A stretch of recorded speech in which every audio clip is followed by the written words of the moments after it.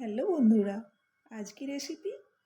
পেঁপে আলু মাছের ঝোল। পেঁপে আলু মাছের ঝোল রেসিপি বানানোর জন্য মাছের মধ্যে নুন হলুদ মেখে এইভাবে তেলের মধ্যে দু পিঠ লাল করে ভেজে নেব।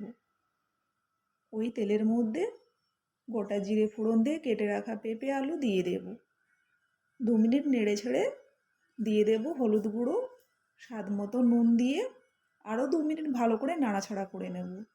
এইবারে পেস্টের জন্য নিয়ে নেব পেঁয়াজ, আদা, কাঁচা লঙ্কা, গোটা জিরে পেস্ট করে নেব। এবারে ঢাকাটা খুলে 2 থেকে 3 মিনিট এইভাবে নাড়াচাড়া করে পেস্ট মশলাটা দিয়ে দেব। 5 থেকে 7 মিনিট ভালো করে কষিয়ে জল দিয়ে আরও 2 থেকে 3 মিনিট মাছটা দিয়ে ভালো করে ফুটিয়ে নামিয়ে নিলেই রেডি পেঁপে আলু মাছের ঝোল। এই রেসিপিটা ভালো লাগলে অবশ্যই একটা লাইক করবেন। Thank you and bye by.